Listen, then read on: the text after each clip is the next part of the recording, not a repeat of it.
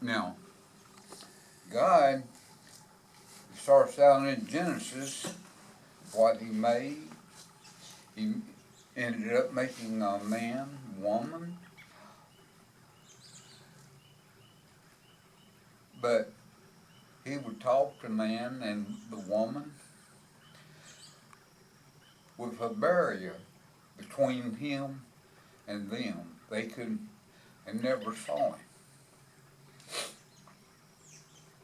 Uh, I believe they might read in some of the books with a hedgerow between them. Uh, I don't know what that'll be in first, second book. There's chapters of Genesis, or maybe you might go into the fourth chapter, talking about talking with God. But there's a difference in talking and seeing a person. Like now, I'm looking in your direction, but all I see looking back at me, basically what I can see is a little, it looks black from here, black eye looking at me with big windows all around it. It has got a mustache on. I think it might say Nike or something like that. But the first individual, you read on through Genesis, Abraham went, doesn't say why, for what purpose, the war of the kings is spoke of. One thing I haven't figured out, there were three that went to the war of the kings.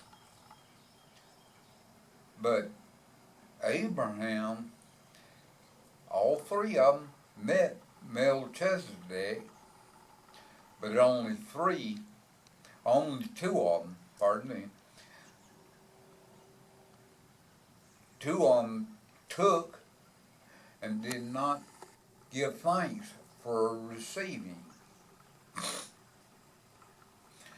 Abraham, I think you'll see,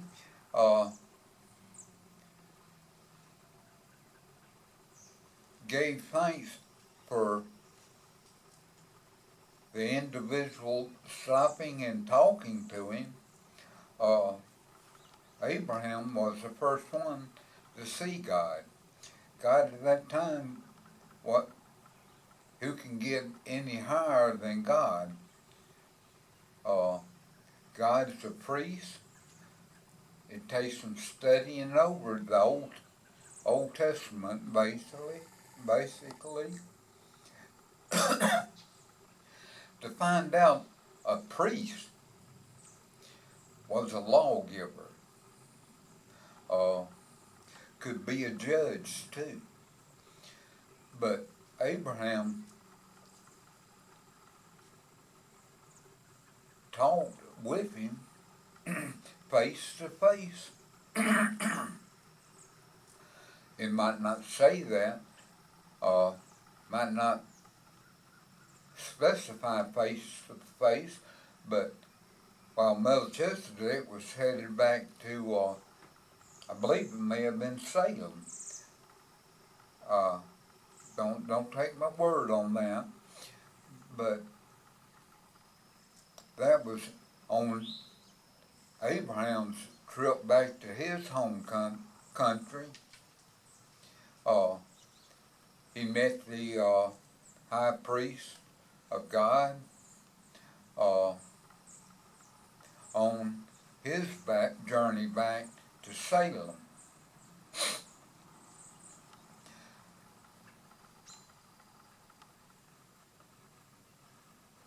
Melchizedek was God.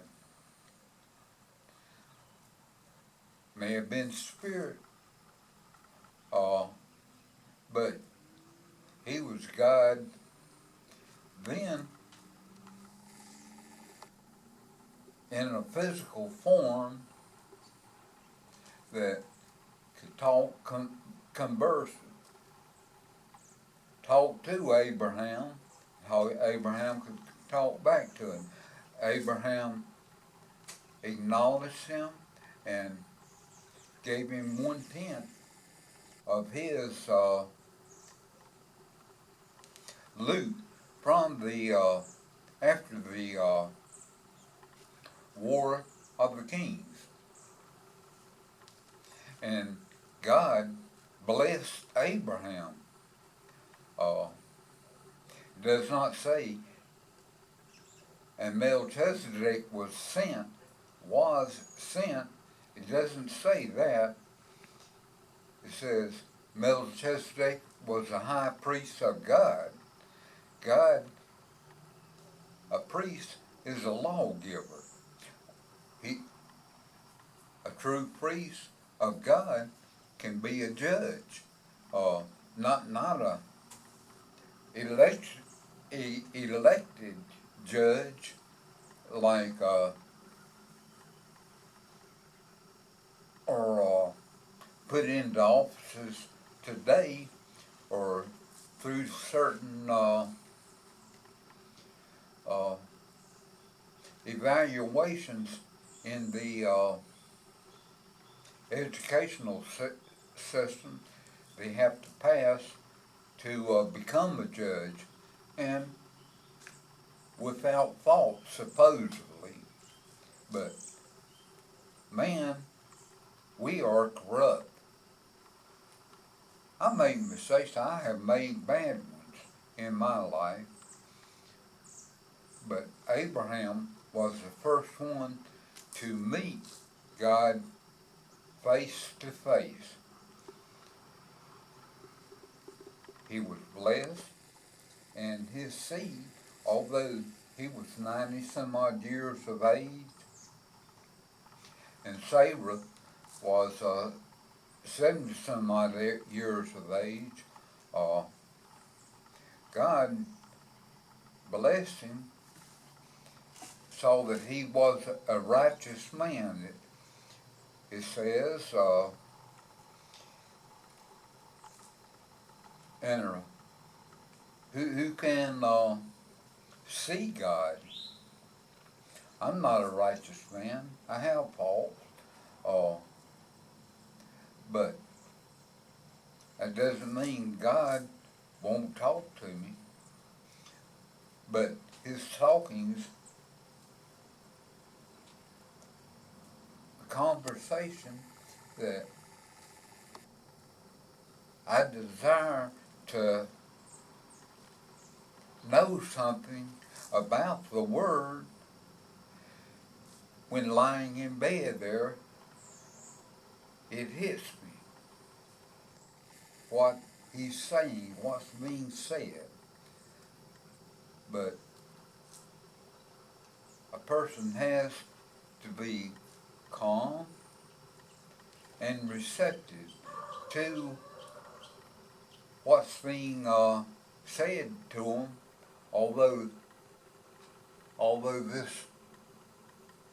there's air between me and your eye there. You can see me. I can see you.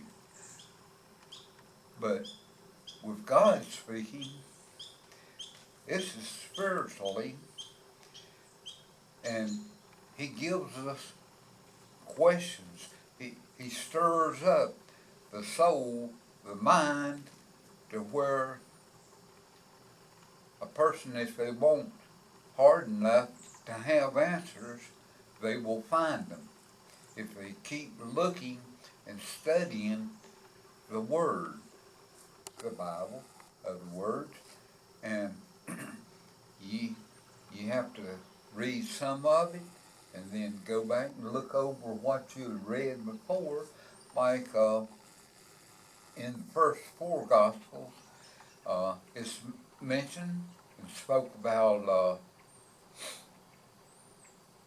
this God at the baptism of Christ God spoke to the people from the heavens, saying, "This is my son in whom I am well pleased. This day I have begotten thee."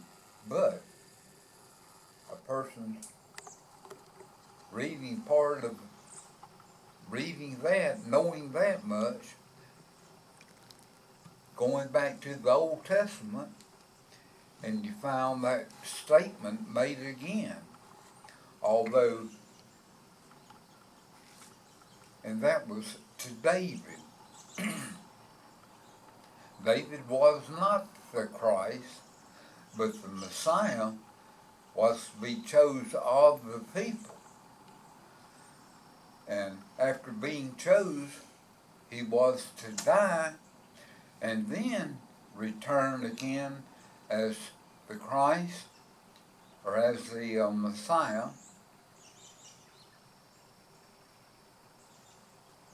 And that's what was done. In chapter 2, verse 7 of Psalms, it says in there, go back to thinking about the New Testament, what it said in there, "Thou art my son. This day I have begotten thee." Uh, and it's told of what would be given him. Abraham was told what he was going to have, although he was up into his 90s. Sarah was in her latter part of the 80s. I believe this right now. Some of this can be checked out to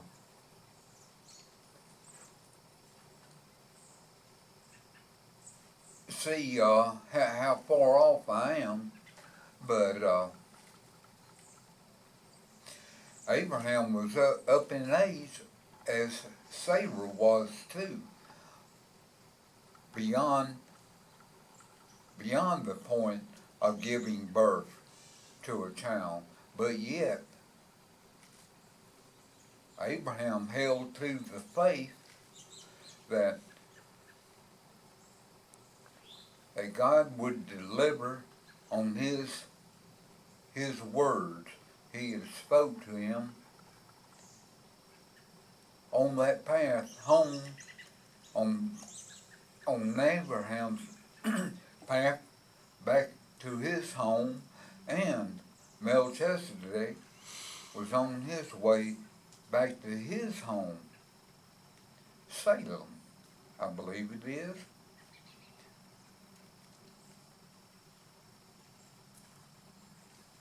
But then, here's a person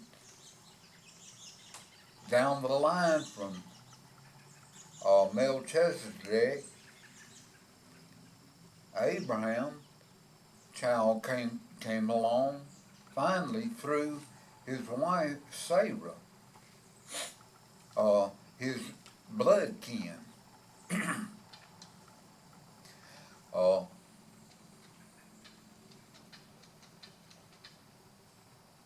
but on down the line of ways, you have different things happening. Moses and ones like that came along. But David was spoke to in the chapter 2 of Psalms. "I declared the decree. The Lord had said unto me, Thou art my son. This day I have begotten thee." And it reads on. Don't. I would have to have a book here open before me to say what was said according to what's been kept of the old scrolls and reprinted year after year or centuries, whatever, after passed on down through time. But things can be added and things can be left out. and things can be read and interpreted however one wishes. Uh,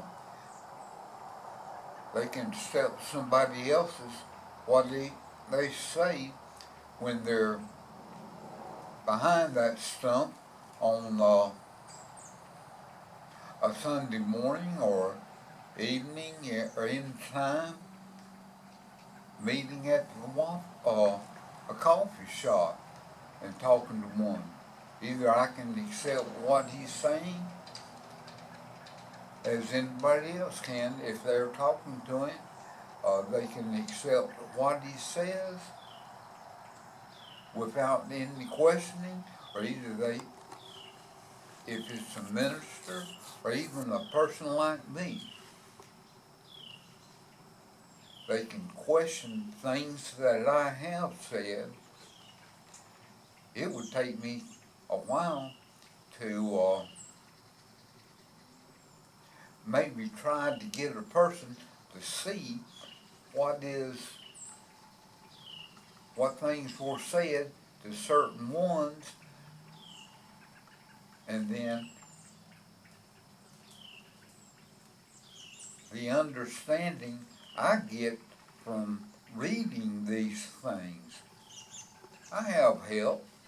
I have a conscience, a soul. Without that soul, this body couldn't stand. The mind, uh, without the soul, after or even before birth, it's growing. It begins growing at conception. Finally, the child is born, but he's only a person like me. He's a baby. I'm a baby. Here in the talking about what I am talking about, but Abraham was the first person to have a conversation one-on-one with God. That can be found not in all Bibles. They say the Bibles, uh, the Bible is right. Well, how many Bibles do we have? Now, before the King James, we had the Jewish or Hebrew books, the Greeks, the Catholics, and then after the Catholics, you had the King James came along. Things were being put in and things were being taken out. Two of these books. But your Orthodox Bible, your Catholic Bible, and your Geneva Bible, three different books here we're talking about. Me, throw the King James away. Read the Catholic Bible, the Orthodox Bible, or the Geneva Bible, and get things that can go along together, or find out differences between them.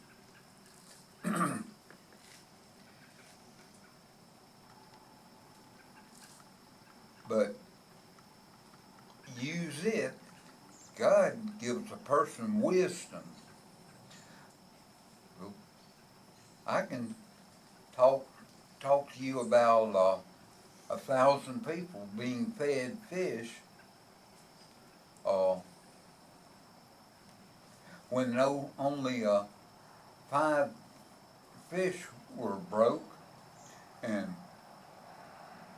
one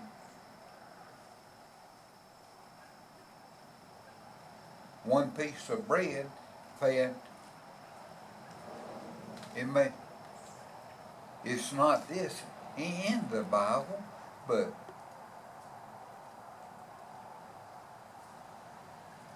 such a small amount of fish was fed, or bread was fed to the people. They ate and they were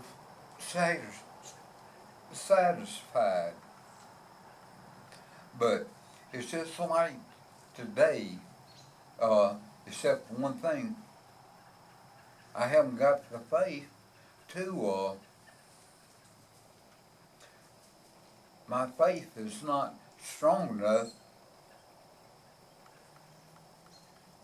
to, through the help of the Father or of Christ, to have the food there.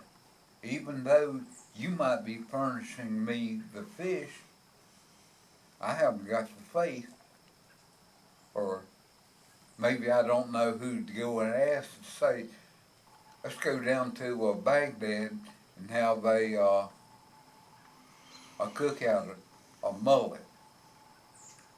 Mullet's enjoyed by quite a few people around this part of the country. But other places it's different things. But here it is, we have now three witnesses. Actually, we have 4 and more come on within different parts of the come on the scene in different parts of the New Testament. But Abraham saw God. Then Moses'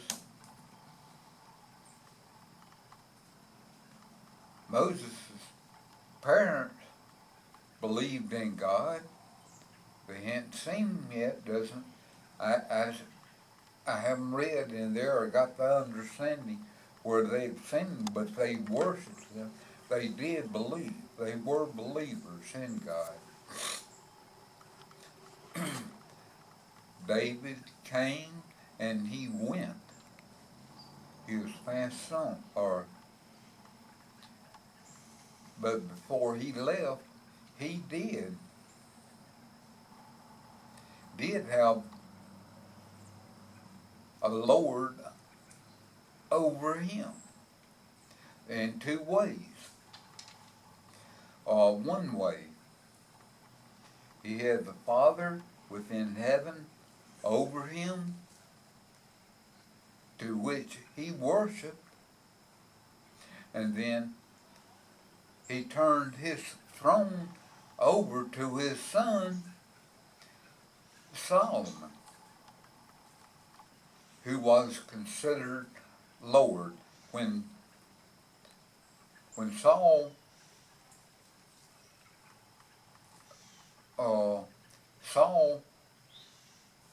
was elected as the first king, I believe it was Saul, elected as the first king with in Jerusalem. God let it ride until David became of age, but also it says David was shown to be the one God had chose. Man chose their individual to lead him, which is, it's like me. If man elected me to do something, am I going to do it? Or do I run down to the say I'll do it, and then go off to the barbecue. I love barbecue. Uh,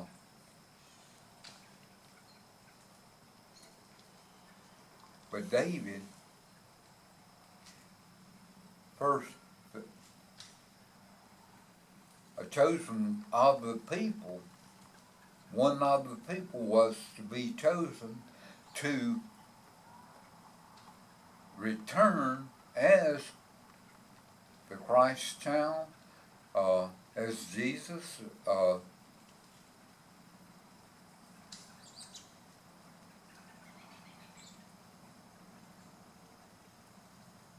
as the prophet.